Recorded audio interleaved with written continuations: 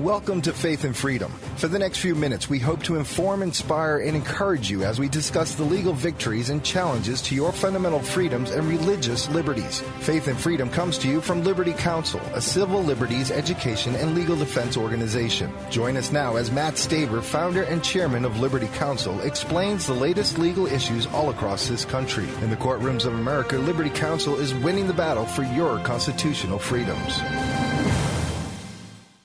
A Texas public school has now refunded overcharged fees to Child Evangelism Fellowship for the Good News Club. We're going to be talking about this victory on Faith and Freedom. I'm Matt Staver, founder and chairman of Liberty Counsel. Joining me is Matt Barber, vice president of Liberty Counsel Action. Matt, this comes out of Midlothian, Texas, where a school district has now repaid this money that it overcharged to Child Evangelism Fellowship, which has the Good News Club. They had been overcharging this Good News Club because of the fact that it is a Christian and has a religious viewpoint. Liberty Counsel got involved, pointing out the fact that this was a violation of the First Amendment. It was discriminatory, and the Midlothian Independent School District then agreed and refunded CEF the overcharged fees. Yeah, I've often pointed out, there are school districts around the country, and in Liberty Counsel, we have worked with Child Evangelism Fellowship a number of times, dozens of times have been successful in getting schools to do the right thing, whether it be through in the courtroom or through a demand letter or through merely educating a school district that they are out of step or out of line with the requirements of the First Amendment. We've had tremendous success, but I think sometimes, as in the case here, I think school districts like this are just buying into the disinformation that is put out by groups like the American Civil Liberties Union, the ACLU, have a total misunderstanding and misinterpretation of what the Constitution actually says. So we have to come in and clean up the ACLU's mess, come in behind them and educate these school districts that they are in fact violating the law in what they're doing. In this case, the good news is that they said, oh, okay, we get it. We were wrong. We're going to do the right thing now. That's right. In fact, that's what happens a lot of times is it's just a misinformation. And so Liberty Counsel comes in and resolves it through letters, through phone calls. That's what happened here. The Good News Club had been meeting on campus, but they were charged a higher rate that they charged churches. They were not they were not classified in the same category as, for example, the Scouts. The policy allows what they call youth-oriented character-building groups, such as the Boy Scouts, to have a waiver of the facilities use fees. Those groups that fall in that category are only required to pay utilities, which are very significantly much less. Good News Clubs, however, were not put in the same category as the Scouts. They were put into a higher category where they not only had to pay the utilities, but also the rental. As a result of that, they were paying these discriminatory fees. Now, they brought it to Liberty Counsel's attention. Liberty Counsel sent a letter pointing out that the First Amendment with regards to equal access requires equal treatment across the board, not only access to the facilities, but also the same kind of opportunities for advertising. If you have a bulletin board or if you give information to the students to give to the parents regarding the after-school opportunities, or the fees. You cannot discriminate in any one of those areas, facilities, announcements, or fees. And in this particular case, they were discriminating in the area of fees. They ultimately saw that they were in violation. To the credit of this school district, they reversed its opinion, and they refunded the overcharge fees to the Good News Club. As a result of that, the overcharge fees have now been used back into the ministry. Instead of paying these excessive fees, the ministry's been able to reinvest those and now start another Good News Club at another school. Yeah, again, as we've often said here, Scripture says all things work together for good for those who love the Lord. They were faithful. They pushed this through, partnered with Liberty Counsel. We educated the school district. They refunded the money. Now another Good News Club is opening up. It's tremendous. But, Matt, a lot of people are laboring under the misconception that this notion of separation of church and state somehow allows a government entity, in this case a school district, to discriminate against an organization or individuals simply because they are of a religious, usually particularly a Christian nature. Is that the case? And if not, why? Well, it's certainly not the case, and because the Supreme Court back in 2001 issued a decision, interestingly, involving a Good News Club case with Child Evangelism Fellowship out of the state of New York. And it was the Milford School District, and that school district did the same kind of thing. They said, well, CEF, these Good News Clubs, they're religious.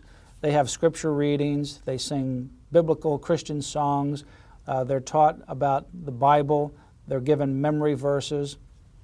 They are taught about Jesus. It sounds to me like it's worship, and therefore it's not in the same category. Because of its religious viewpoint, they said we've got to discriminate against them and not allow them access, even though they're allowing the Boy Scouts access. If you think about it, the Boy Scouts, they talk about character development, morality. They've got one of the pledges is to be morally clean. Well, Child Evangelism Fellowship Good News Clubs, they talk about the same things. Character development, being good to your fellow student, your peer, your mom, your dad, your other superiors and so forth, forgiveness. They teach the same thing, but they use the biblical concept and basis to do it.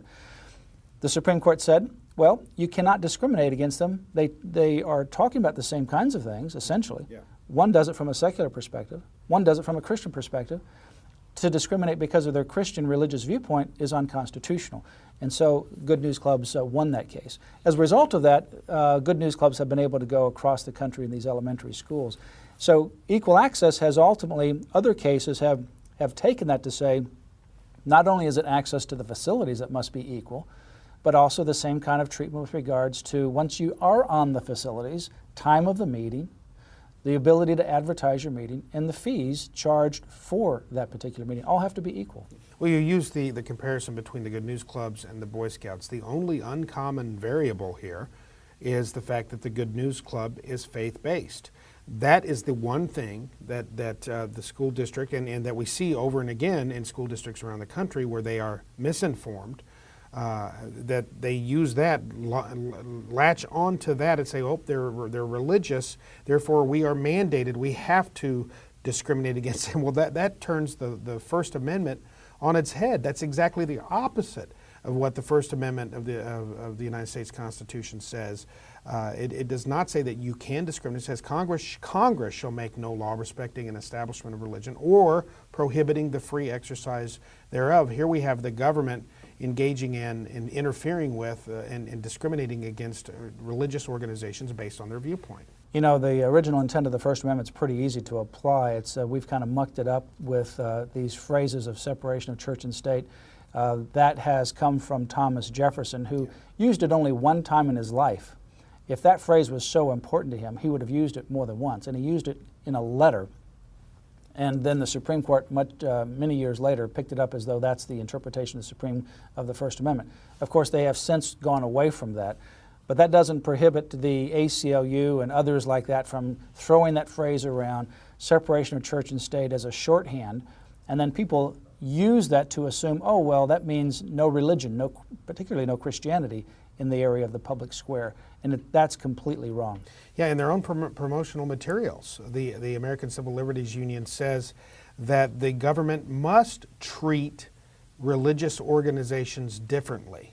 And well, no, that's exactly the opposite of what the Constitution says. It must treat all organizations, all viewpoints equally, the same, regardless of whether they're rooted in religion. And if you look at the original intent, maybe they would be correct if they would say government must treat them differently. But the founders understood differently to be a whole lot different than the ACLU. Yeah. Differently meant to, as Justice Joseph Story said, to encourage Christianity so long as it was compatible with individual conscience. To actually give it a benefit, not a detriment. The ACLU uses it to mean a detriment. The founders meant it to be a benefit, to give some benefit, because the fact is religion, Judeo-Christianity, is essential to the survival of the republic. And therefore the First Amendment was designed to assist in that, not to prohibit the free exercise of religion. Well, give us a call at Liberty Counsel, 1-800-671-1776. In this book, Take Back America, I have a section about the so-called wall of separation of church and state, talking about Thomas Jefferson and giving you the real history in this information in the book Take Back America. You can order that from Liberty Counsel at lc.org. You can also order the book by David Barton called Original Intent. It has a lot of information about the founders. And for $15 plus shipping and handling, we'll send you that book as well. You can go to Liberty Counsel's website, lc.org, or call us at 1-800-671-1776. For more information, visit the website, sign up for the Liberty Alert email, and sign up for the Liberator newsletter as well, right there on the website at lc.org. Continue to pray for this ministry and stand with us in 2012.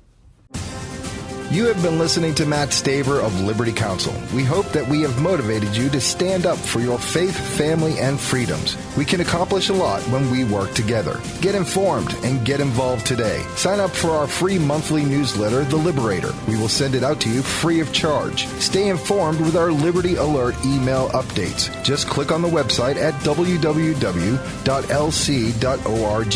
or call us at 1-800-671-1776. Tune in next time to learn more about your rights right here on Faith and Freedom.